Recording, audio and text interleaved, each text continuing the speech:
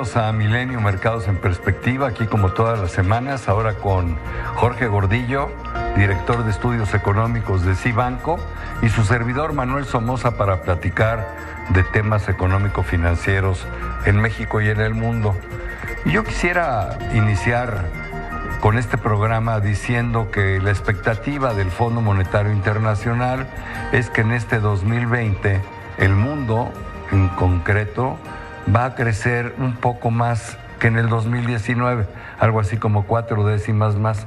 Sin embargo, viendo cuánto va a crecer cada uno de los países, se observa que este crecimiento no viene empujado por los países desarrollados, sino más bien se da por un crecimiento en los países en desarrollo, pero del continente asiático.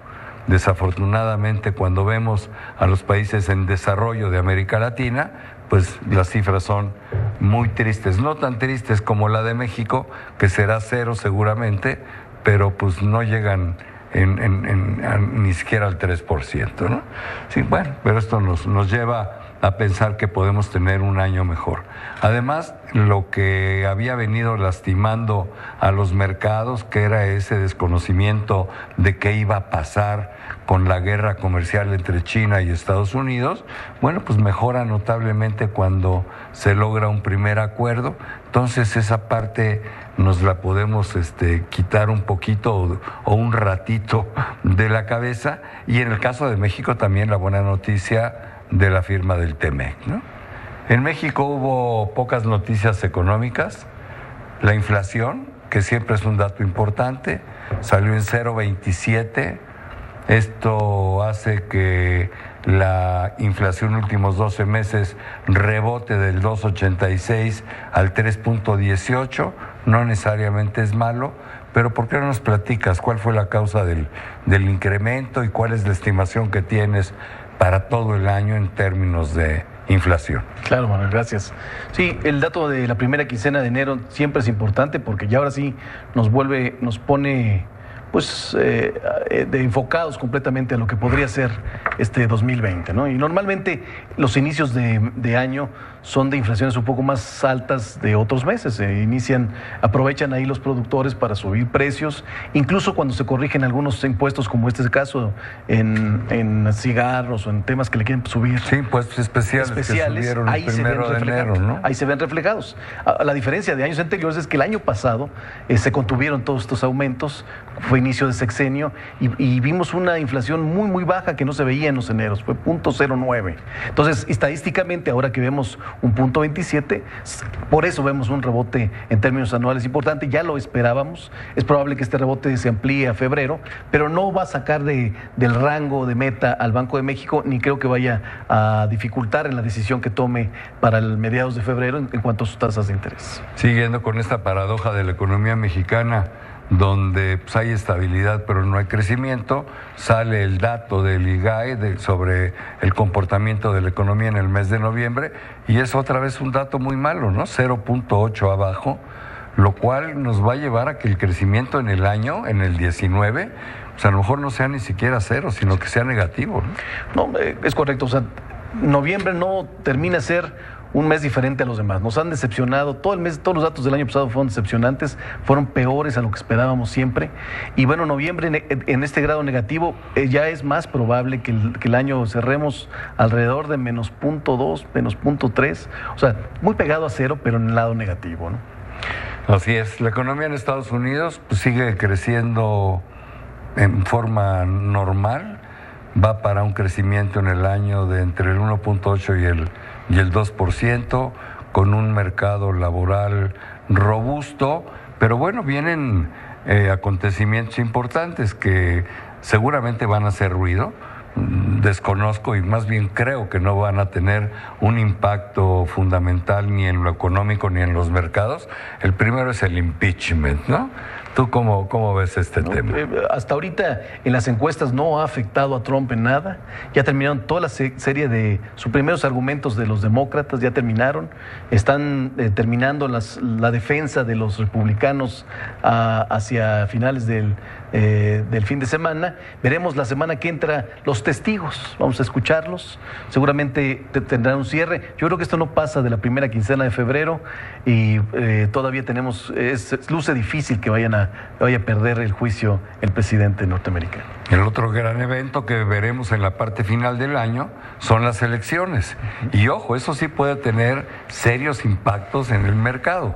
Yo, por ejemplo, pienso que si los demócratas se vieran con posibilidades de ganar, pues iba a ser una pésima noticia para las bolsas, porque Donald Trump, nos guste o no, ha sido magnífico para el desarrollo de las bolsas y magnífico para el desarrollo de la economía, aunque lo ha hecho tomando riesgos enormes que alguien va a pagar dentro de algunos años, porque todos los beneficios fiscales que le dio a las empresas y a los ciudadanos, pues lo hizo incrementando los déficits, ¿no? Tal cual, o sea, lo que ha impulsado a la economía en el corto plazo, pero los riesgos han sido muy altos. Y lo que platicabas al principio del programa, este mal año del 2019 se vio en las economías emergentes como México por este riesgo. Entonces, por eso el 2020 se ve un poco mejor en las economías emergentes, porque ha disminuido esta presión de Trump en sus políticas proteccionistas. Pero todos los países desarrollados seguimos pensando que van a estar en un ciclo ya no de alza o de aumento, ¿no? Así es, cuando pienso en eso, bueno, estamos muy de acuerdo en que creemos que en la primera parte del año la Reserva Federal no va a mover la tasa de interés, la va a dejar en 1.75, pero sí habría probabilidades o posibilidades de que en la segunda parte del año bajara a lo mejor 1/4 de punto si la desaceleración es mayor a la que hoy estamos estimando, ¿no? Así es, seguimos con esta pleito entre la Reserva Federal y el mercado. La Reserva Federal ha dicho que no quiere bajar sus tasas de interés, incluso le gustaría aumentarlas el próximo año, pero el mercado sigue considerando que necesita más bajas, necesita más incentivos para estar preparados a una baja en la actividad económica y que igual creemos que sí la va a conseguir para finales del año, que sea el último tercio, 1/4 de punto. O sea que en resumen la economía norteamericana no nos da muchas preocupaciones. Cuando brincamos el charco y nos vamos a Europa, ahí las cosas son distintas, ¿no? Está a punto de oficializarse el Brexit, el último de este mes, pero ojo, hay un transitorio donde lo que dicta el Brexit no entra en efecto sino hasta el 1 de enero del 2021. Y en estos 11 meses tiene Gran Bretaña y la Unión Europea que negociar una especie de tratado de libre comercio entre ellos para poner las reglas con las cuales van a tener que convivir y comerciar, ¿no? Y si no lo lograran, entonces en lugar de tener un Brexit suave, tendrían un Brexit duro con consecuencias muy malas para Gran Bretaña y también para los europeos, ¿no? Sí, tal cual. No va a ser, parece que ya están resueltas la salida de manera amistosa. Sí, la salida normal, pero la comercial todavía no se discute y efectivamente, normalmente las negociaciones comerciales tardan años en lograrse y aquí va a estar apretado, van a necesitar hacerlo en 11 meses y bueno, luce con un reto importante, con mucho riesgo. Ahora bien, ¿qué es lo que más te llamó la atención del Foro Económico de Davos que en la semana que termina se llevó a cabo? Bueno, es un foro muy importante porque vienen las empresas más grandes del mundo, los países más importantes, y entonces todo el mundo, los mercados financieros nos fijamos en qué repercusión pueda tener, pero también en qué política hay. Y lo que me llamó la atención es que otra vez el cambio climático volvió a estar en la mesa. No se llegó a nada específico, como es muy difícil lograrlo, pero por lo menos ya se había sacado de la mesa y es algún tema muy importante. Los incendios que hemos observado en Australia tienen a todos muy asustados y por lo pronto vamos a empezar a ver alguna política o incentivos a ese respecto. Y también en los mismos mercados financieros van a empezar a buscar otra vez bonos que sean amigables al medio ambiente y pues vamos a buscar oportunidades también por ahí. Por otro lado, también las autoridades norteamericanas aprovecharon el foro para presionar a Europa en el tema comercial. Tienen una bronca fuerte, ¿no? Una bronca muy importante con los automóviles.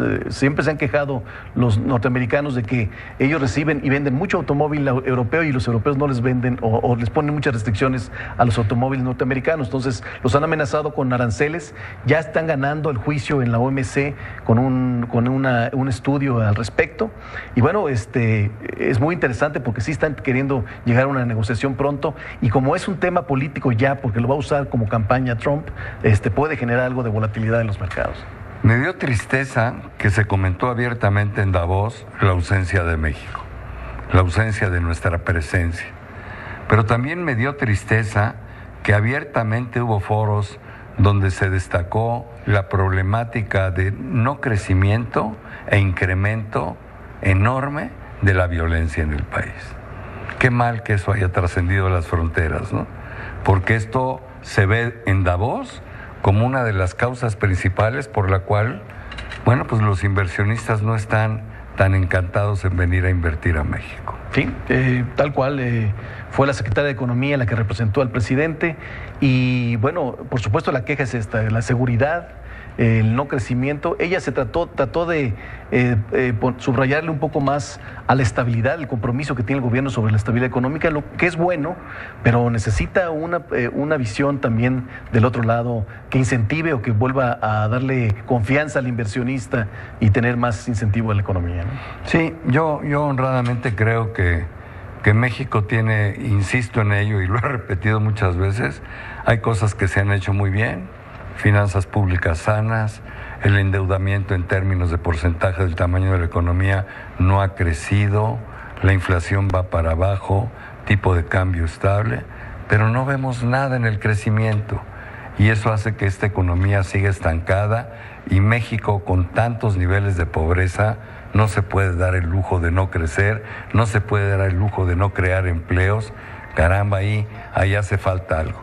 Y en términos de inseguridad, yo sí creo que falta un pacto nacional del presidente como cabeza, uniendo a todos los jugadores políticos a favor de él o en contra de él, pero como la inseguridad no beneficia a nadie, creo que objetivamente sí se podría lograr un pacto de todos los actores políticos, bueno, pues para empezar a resolver el tema. Correcto. Y con eso se nos va el tiempo, con eso terminamos. Jorge, muchísimas gracias, pero sobre todo gracias a ustedes por estar aquí con nosotros semana a semana en Milenio Mercados en Perspectiva.